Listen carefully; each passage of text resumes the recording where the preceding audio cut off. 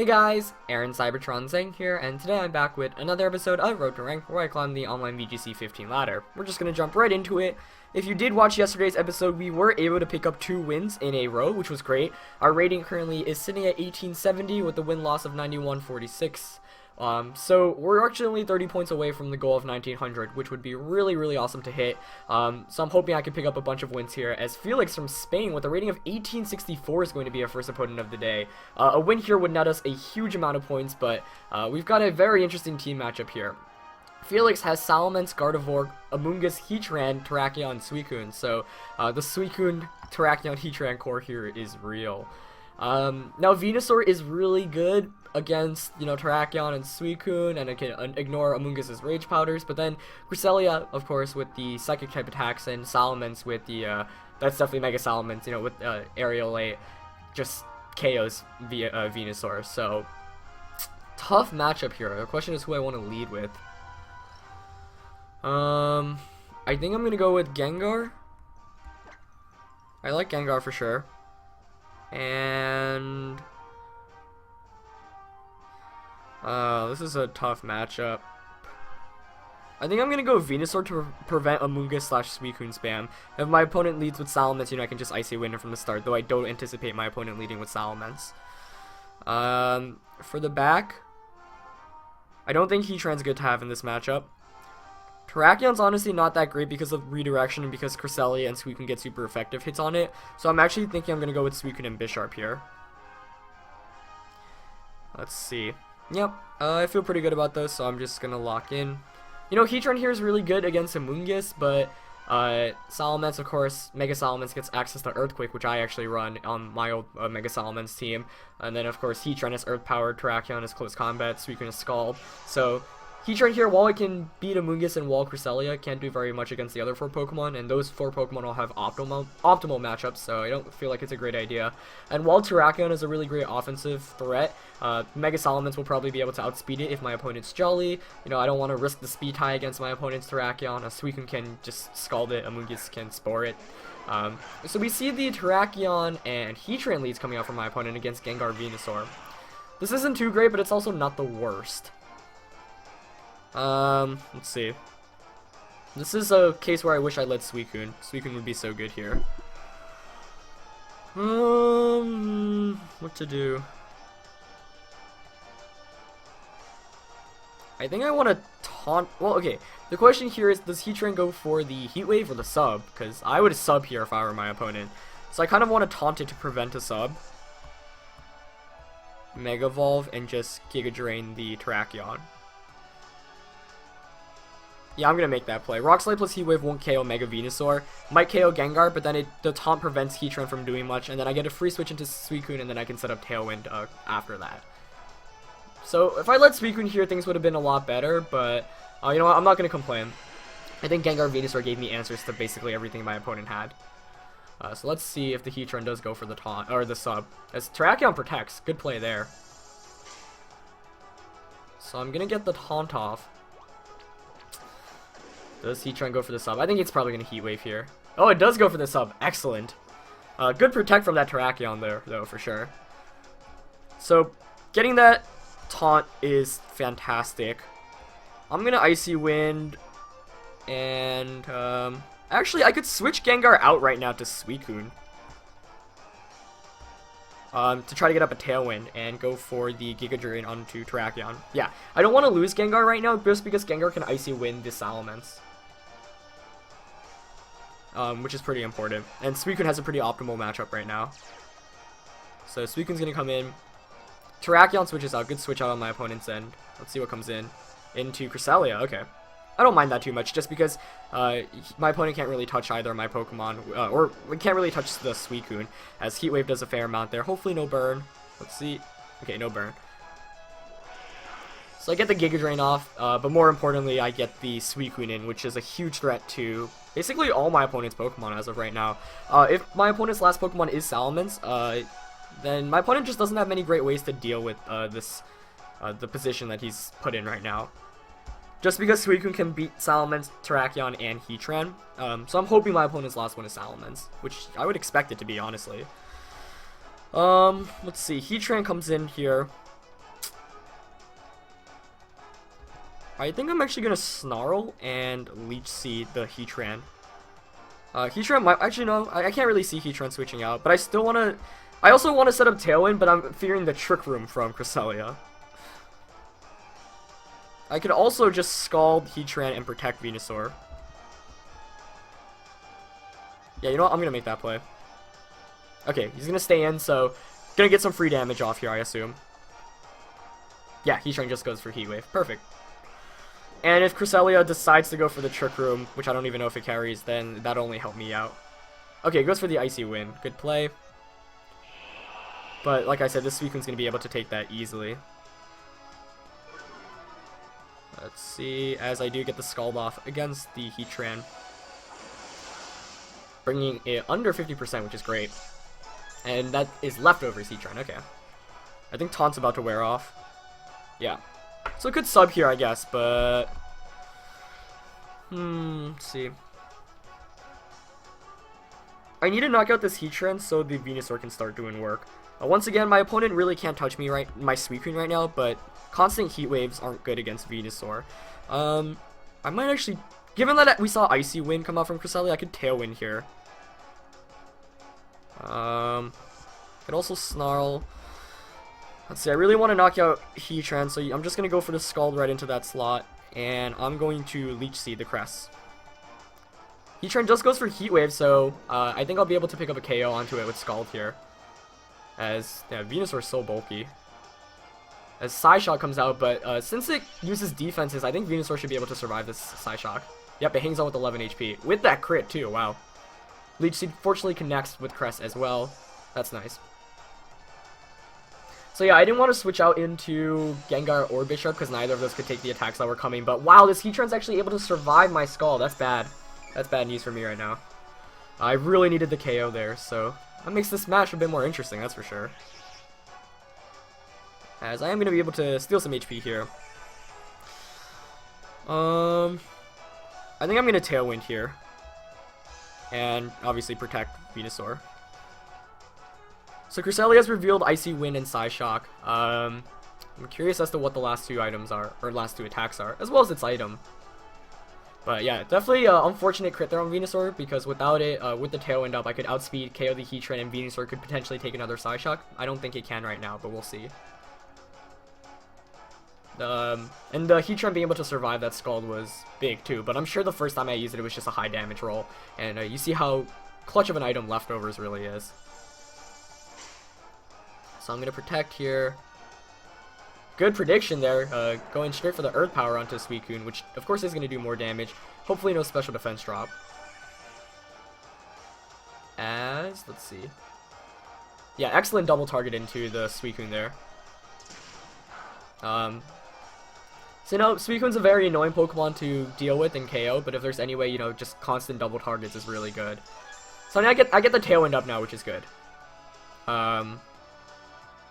Just because obviously Tailwind is a really good thing to have up right now, as the Leech Seed here is helping me out recover a bit more as well. If I'm my opponent here, I would actually protect Heatran and Icy Wind with Crest. Okay, so what I'm going to do here is I'm going to Scald the Heatran, because if Heatran protects, then, you know, Crest gets an attack off, but that's fine. And I'm actually going to switch into Bisharp, because I should outspeed Heatran, so should Heatran choose the Heat Wave here, then I just knock it out. If it doesn't attack, then I get either a Defiant boost from the Icy Wind, or my opponent just Psyshocks into the Bisharp. As we see here, Heatran is not going to protect, so that's actually ideal, as I'm going to pick up the KO against it here. And if Crest goes for the Icy Wind, then Bishop's going to get that Defiant boost as well. But it goes for the Moonlight, which makes sense. I was wondering what kind of Crest this is, and Moonlight definitely makes a lot of sense here for me. Just because, yeah, you know, with Crest you tend to go, you know, under like the Trick Room route, but if you have Icy Wind, I think Icy Wind, Psyshock, Moonlight is just a really annoying set to deal with, and we haven't even seen its fourth attack, as Terrakions going to come out for my opponent here. But definitely feel pretty good about my position right now. So I'm going to go straight for the Scald into Terrakion, and I'm just going to knock off Crest, because I've got Tailwind set up, obviously, right now. So even if Terrakion protects, then Bishop just gets a knockoff against Crest. If it doesn't protect, then I get a Scald off against the Terrakion. So definitely feel pretty good about my position right now.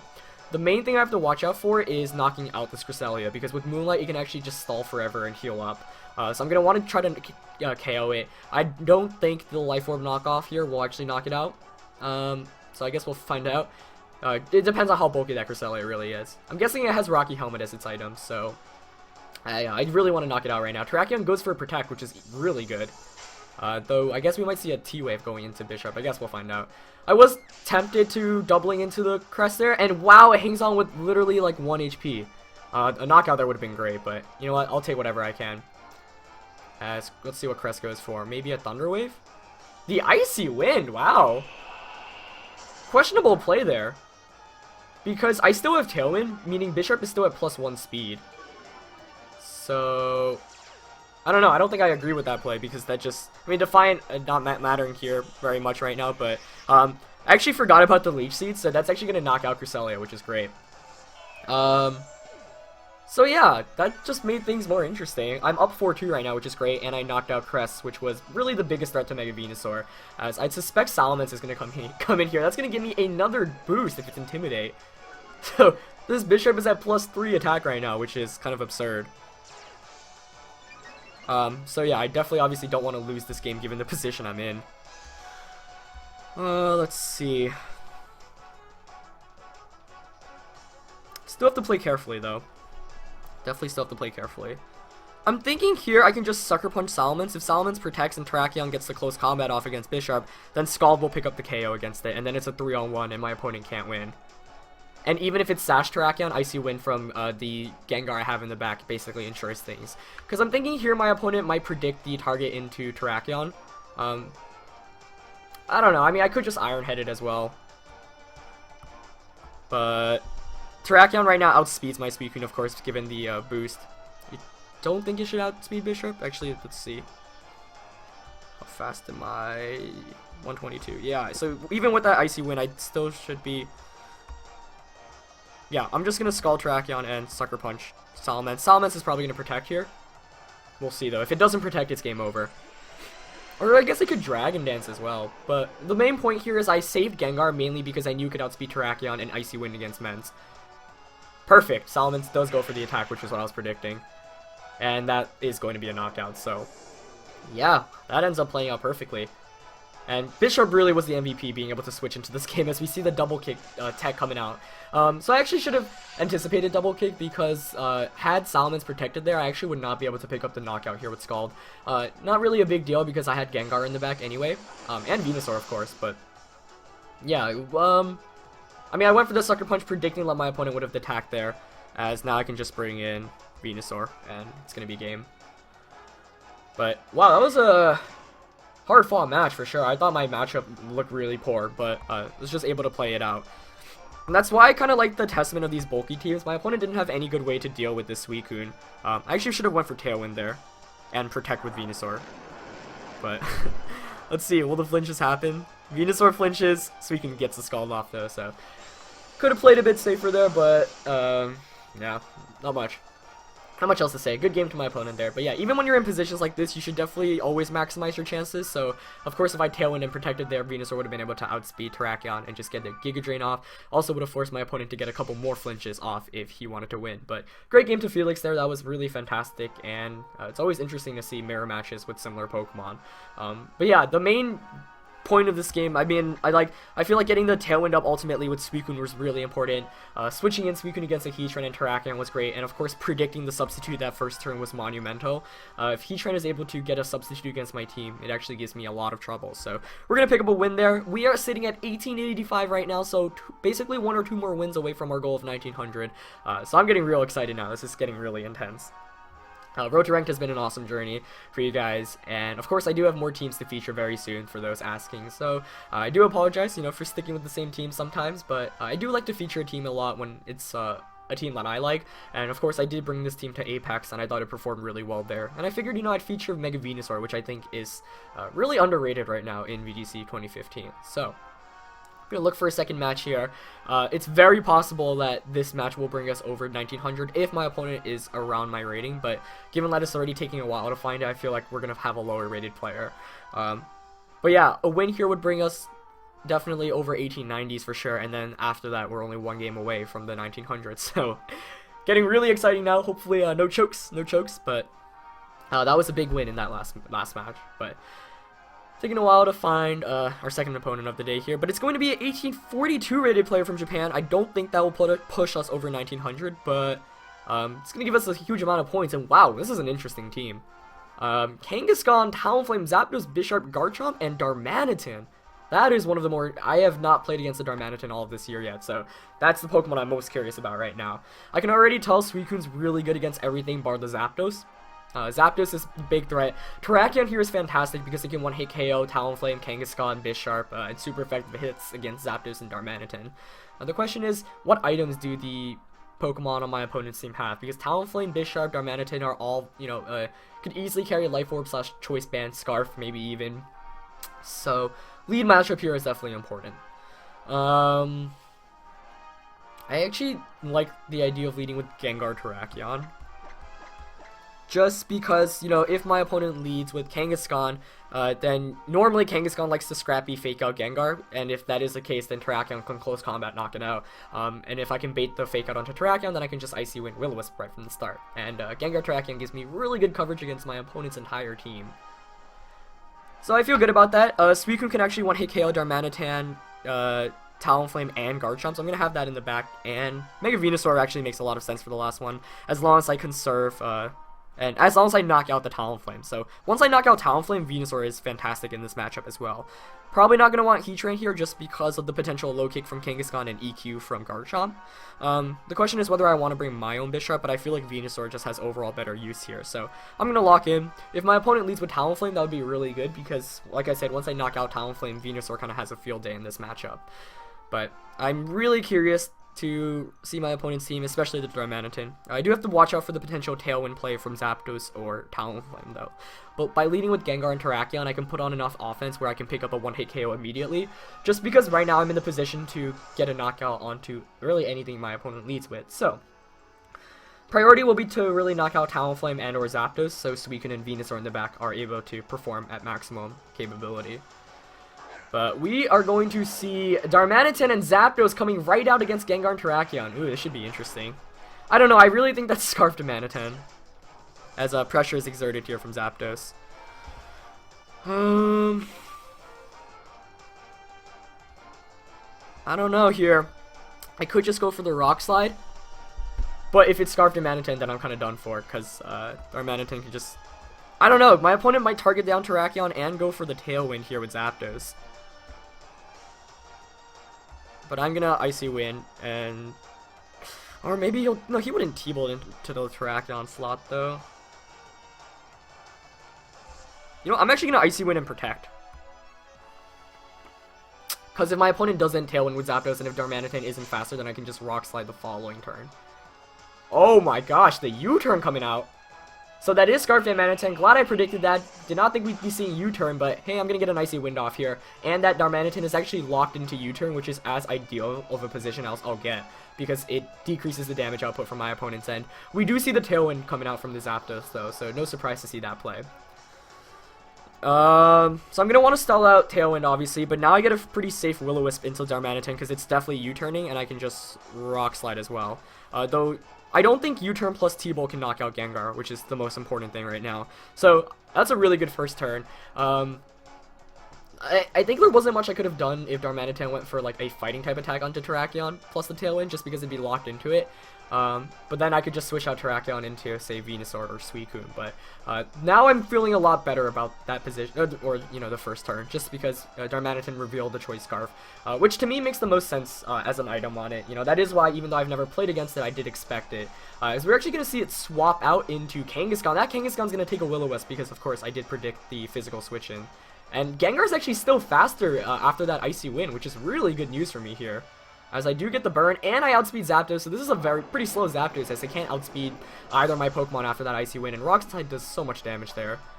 Zapdos is going to eat up that Citrus Berry, but it has a decent chance of flinching here. Let's see what it goes for. Goes straight for the T-Bolt into Gengar, which makes sense. Gengar able to take that pretty well, though, and that was a really good turn for me. Not much more to say. So, I'm going to want to... Let's see. I already feel pretty good about the position I'm in right now. Actually, what I could do, because I know I outspeed the Zapdos with both my Pokemon, I could just Sludge Bomb Rock Slide here. Because my opponent can't knock me out with Kangaskhan. Alternatively, I could play a bit safer and swap Gengar out into Venusaur. And Protect. I actually kind of like that play more. I'm going to play it on the safer end. Though that does give my opponent the opportunity to switch Zapdos out, so I'm not sure. Maybe I should just go for the more offensive play. You know what? Yeah, I'm going to do that. I'm going to just Sludge Bomb and Rock Slide here. Because I want to punish any... Oh, wow, okay. Kangaskhan staying in Scrappy, faking out Terrakion. That's going to allow me to actually get more damage off here with Sludge Bomb. Actually picking up the KO.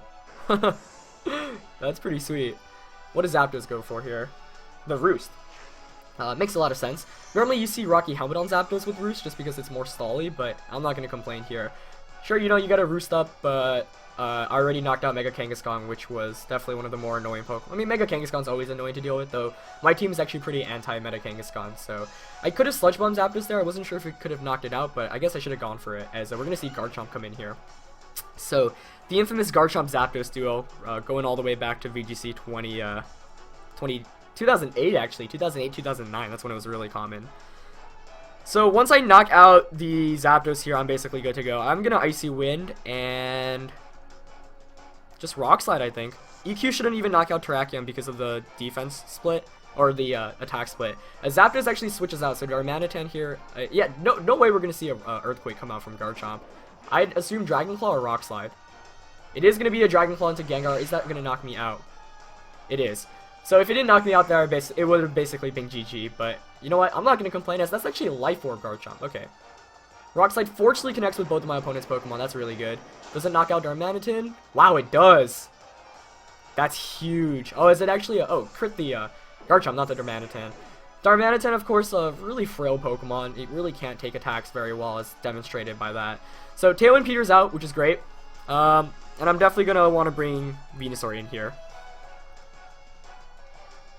So, I feel pretty good about my position right now, as Zapdos comes out. What do I want to do now? Let's see. Of course, Terrakion's faster than Garchomp as well. Though we might see a Tailwind come out from the Zapdos. No, I'm actually going to just double into Zapdos with a Sludge Bomb and a Rock Slide. That should pick up the knockout, and then Suicune wins the game.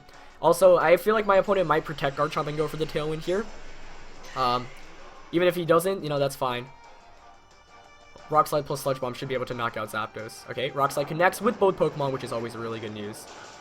Actually, I'm not sure if Sludge Bomb can knock it out here. Let's see. As I actually flinch Garchomp. Oh, the double flinch. That's basically going to ensure the win here. But I don't think there's much my opponent could have done. Unless he crit the EQ against... I mean, Venusaur's so defensively bulky, though, so I don't really think any of that mattered. I mean, it just made my job 10 times easier, since I did end up picking up the KO onto Zapdos. By knocking out Zapdos, it means that Suicune gets the 100% guaranteed victory on Garchomp, so it didn't really need either of those flinches, but that just made the game end a bit quicker, so... Sorry to my opponent about that.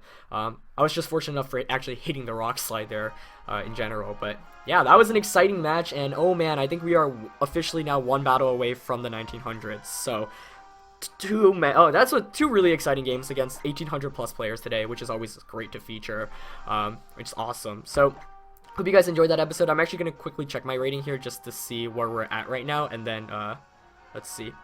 1900! Guys, we did it! We did it! Oh my gosh, that's awesome. We hit our goal. I'm actually going to turn it off here to make sure I don't find an opponent, but wow, we did it. I did not think that would give me enough points there, but we managed to reach 1900, which has been basically the goal of Road to Rank. That doesn't mean I'm going to stop it. I'm still going to be recording, obviously. So we're going to aim for 2000 now, but what a nice way to finish today's episode as we hit 1900 right on the dot. So thanks to guys who, you guys who've been watching Road to Ranked. I know it's been really up and down, especially last season when I tanked a lot towards the end and ended up with a low 1800 rating. But it's been really fun. Of course, I'll still be doing it daily as we continue our climb up, but it's awesome to finally reach 1900 after falling, going up and down. Climbing the online ladder is really difficult, so it's been an awesome journey, and yeah, looking forward to more future episodes. But thanks to everyone who's watched it so far. I think it's already been like 50 plus episodes, which blows my mind, but it really means a lot that you guys come out daily and support the series, you know, watching the videos, commenting, liking, all that good stuff. So yeah, that's it for this episode, guys. We did it. We hit 1900, and yeah, as always, like, comment, rate, subscribe, blah blah blah, all that good stuff, and I shall see you tomorrow. All right, peace, guys.